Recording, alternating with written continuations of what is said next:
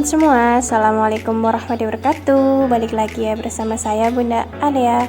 Gimana nih kabar kalian semua? Semoga sehat selalu ya, amin.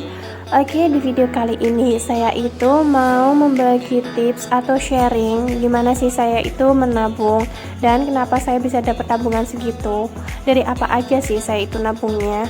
Oke, langsung aja ya, kalian lihat videonya sampai akhir, jangan di skip biar kalian itu gak gagal paham gitu ya.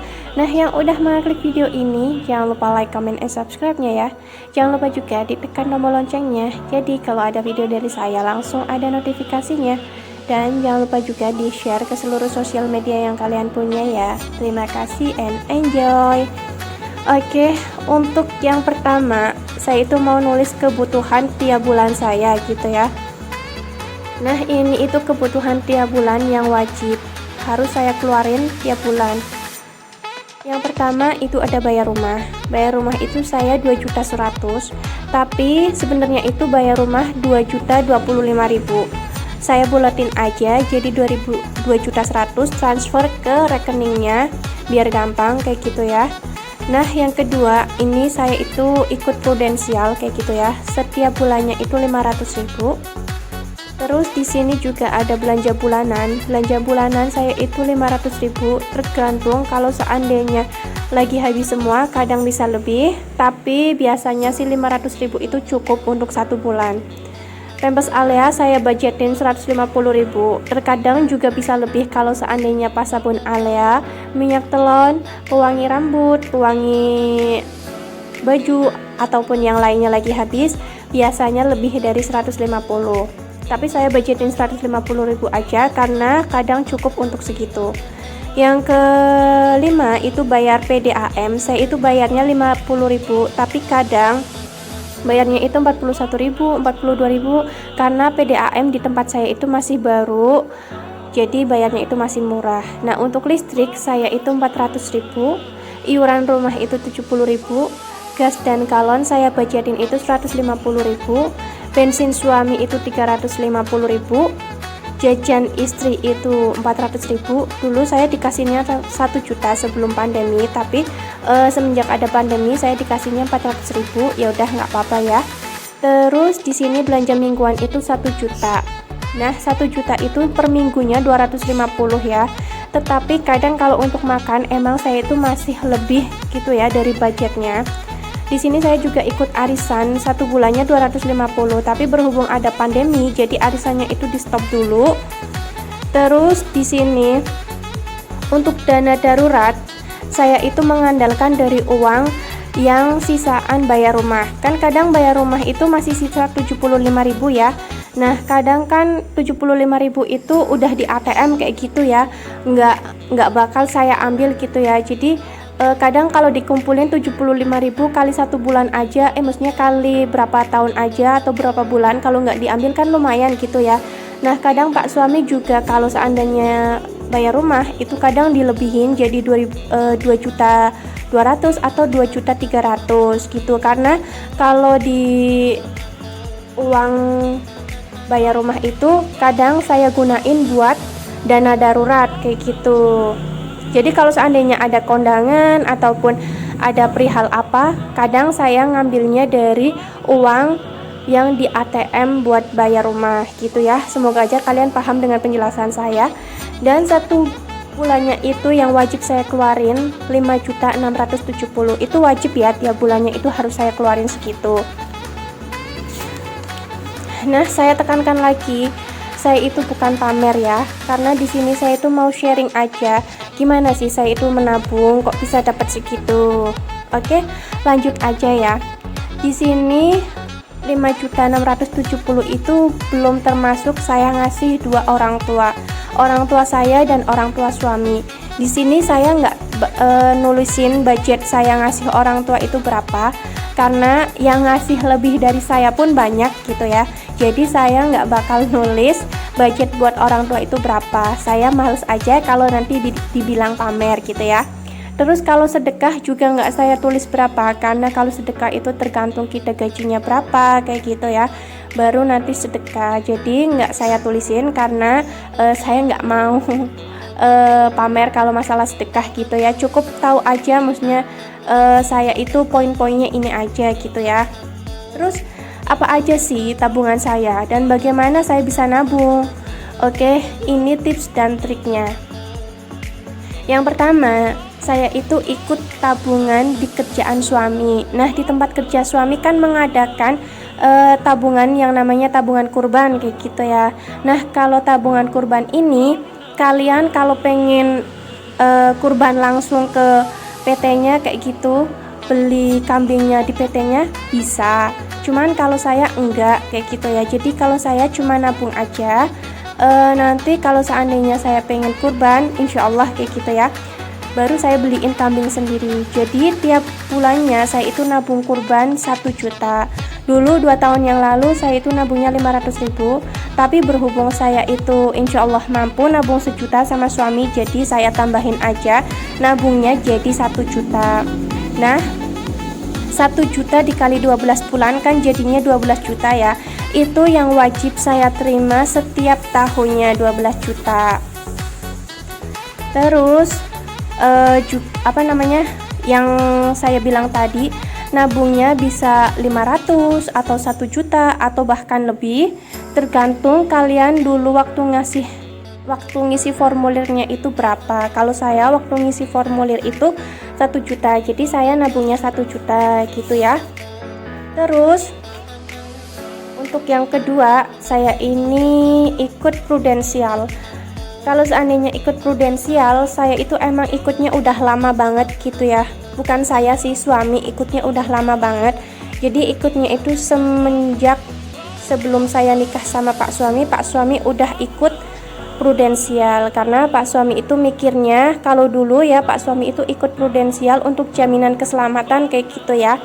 Nah, tapi nanti sewaktu-waktu juga bisa diubah. Pokoknya kalau prudensial itu kayak tabungan kayak gitu ya.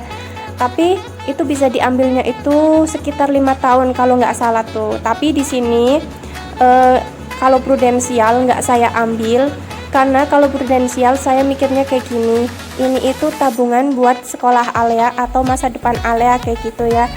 Jadi nggak diambil pun nggak apa-apa, karena prudensial kan udah tersebar di mana-mana kayak gitu ya. Nah, saya itu nabung prudensial tiap bulannya itu 500.000 dikali 1 tahun 12 bulan, jadi kan 6 juta. Cuman 6 juta ini nggak saya cairkan, jadi masih tetap mengalir ke tabungan saya. Oke, kalian tahu sendiri kan kalau seandainya kita itu nabung terus uang itu ada di tangan, kita pasti kalapkan kalau seandainya kita itu megang uang itu. Jadi ada kalanya kita itu nabung buat seumur hidup kayak gitu ya, karena buat masa depan aja. Jadi untuk prudensial ini emang saya targetkan untuk masa depan Alea atau untuk sekolah Alea kayak gitu ya. Nah, untuk yang ketiga, ini dari tabungan saya nabung di kaleng. Saya kan dulu pernah ya bikin video yang cara mengatur keuangan, cuman emang di situ nggak detail banget karena saya itu di video itu masih awam banget dan takut nanti dibilang pamer kayak gitu ya. Jadi banyak banget yang request saya untuk bikin video lagi cara mengatur keuangan yang detailnya. Oke, saya bikinkan di video ini. Nah, udah saya jelasin juga pas saya nabung di kaleng itu tiap harinya 5.000 atau 10.000 atau 20.000. Itu nggak pasti saya nabungnya berapa, tergantung ada uangnya itu berapa kayak gitu ya. Kadang juga nggak tiap hari saya nabung, karena sekarang kalau seandainya jajan nggak mesti sisa kayak gitu ya, karena kan Alea udah bisa jajan. Jadi kadang kalau seandainya uang jajannya sisa ya saya tabungin, kalau enggak ya udah enggak kayak gitu ya. Nah, kalau uang tabungan cadangan ini emang nggak pasti ya, karena kalau seandainya saya lagi butuh banget saya ambil, tapi kalau seandainya nggak butuh ya udah saya nggak ambil gitu. Terus yang keempat, juga ada uang tambahan tabungan dari tempat kerja suami. Apa aja sih? Nah, yang pertama di sini ada uang intensif, yang kedua ada uang apresiasi, yang ketiga ada dana bos, yang keempat ada bonusan. Di sini saya nggak nyebutin poin, maksudnya berapa uangnya itu yang didapat suami dari keempat poin itu, karena saya takut nanti dikira pamer, jadi saya nggak sebutin nominalnya itu berapa, cukup saya nyebutin aja poin-poinnya itu aja yang saya dapetin dari tempat kerja suami setiap tahunnya. Jadi tabungan saya yang wajib itu saya perjelas lagi ya. Yang pertama yang wajib saya terima di tangan saya atau di ATM itu setiap tahunnya 12 juta. Itu dari tempat kerja suami yang saya nabung kurban. Terus yang kedua 6 juta itu dari prudensial, cuman nggak saya ambil, jadi ya udah tiap tahunnya mengalir bertambah sendiri. Terus yang ketiga dapat tambahan dari gaji suami yang sisa. Kadang kan kalau seandainya gajinya suami segini, terus kebutuhan saya segini udah terpenuhi semua, kadang kan masih ada sisanya. Nah itu saya tabung. Kecuali kalau seandainya ada hal yang mendesak banget, yang bukan ratusan, 100, 200, butuhnya itu jutaan, baru saya ambil kayak gitu ya. Yang keempat itu dari poin tambahan tabungan dari tempat kerja Pak suami tadi yang nggak saya sebutin nominalnya itu berapa.